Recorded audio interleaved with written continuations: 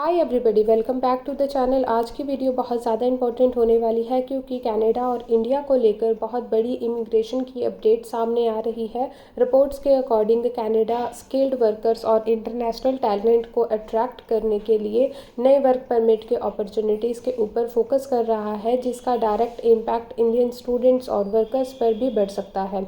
सबसे ज़्यादा बड़ी डिस्कशन हो रही है कि 3 साल के वर्क परमिट को लेकर ज़्यादा चर्चाएँ हो रही हैं। बहुत से लोग जानना चाहते हैं कि क्या कौन से नए रूल्स आए हैं, इंडियंस को क्या बेनिफिट्स मिलेगा, स्टूडेंट्स और वर्कर्स के लिए क्या फ्यूचर अपॉर्चुनिटी निकल कर आएंगी और कनाडा के लिए इमिग्रेशन सिस्टम 2026 में किस डायरेक्शन में जा सकता है।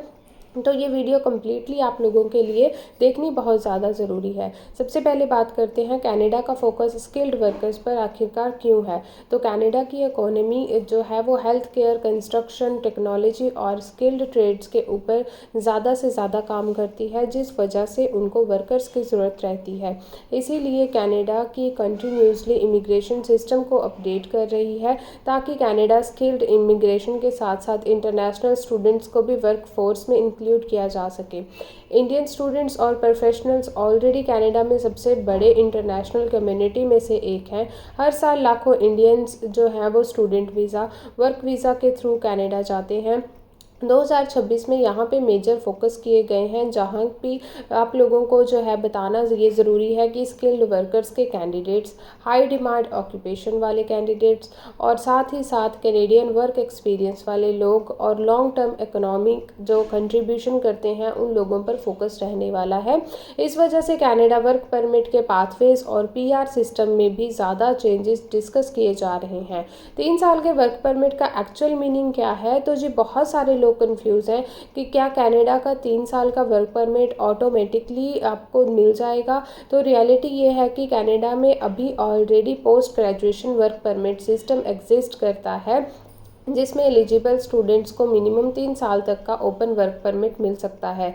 ये डिपेंड करता है कि आपका कोर्स की ड्यूरेशन क्या है, कॉलेज की एलिजिबिलिटी पर और इमिग्रेशन के रूल्स पर। अगर आपके स्टूडेंट्स या फिर आपके किसी भी स्टूडेंट ने या फिर आपने 2 साल के लिए वर्क परमिट का प्रोग्राम एलिजिबल कर लिया है, तो इसको अगर आपने कंप्लीट कर लिया है तो PGWP आपको मिल सकता है। 2026 में इंटरनेशनल ग्रेजुएट्स को वर्क परमिट की अथॉरिटी जो है वो प्रोसेस करवाने के लिए डायरेक्शन मिल सकती है, जिससे कि स्टूडेंट्स को प्रैक्टिकल वर्क एक्सपीरियंस के साथ साथ एम्प्लॉयमेंट एक्सपीरियंस के साथ अपॉर्चुनिटीज़ मिल सकती हैं। यानी ये सब अवेलेबल है, लेकिन एलिजिबिलिटी और डॉक्यूमेंटेशन आप लोगों के पास स्ट्रॉन्ग होने चाहिए।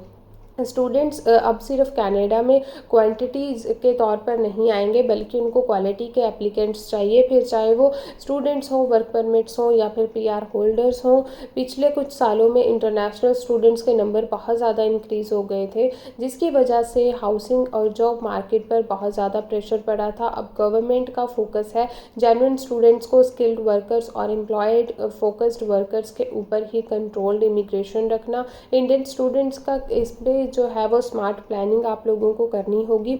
अगर आप लोग जो है ऑलरेडी तैयारी कर रहे थे तो आप करेक्ट कोर्स जो है वो चूज़ कर सकते हो। डिमांड वाली फील्ड ही आपको सिलेक्ट करनी होगी। इंग्लिश कोर्स को स्ट्रॉन्ग रखने होंगे, अपने ज़्यादा से ज़्यादा कम्युनिकेशन स्किल्स अपने इम्प्रूव करने होंगे और लॉन्ग टर्म पीआर स्ट्रेटजी के लिए प्लान करना होगा। हेल्थ केयर और cyber security, skilled trades, construction sectors में से आपको बहुत ज़्यादा डिमांड के कोर्सेज मिल सकते हैं।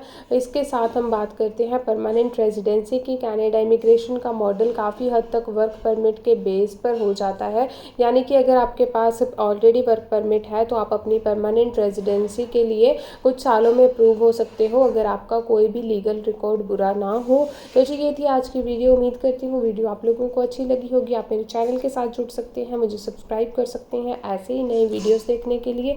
Thank you so much for watching this video.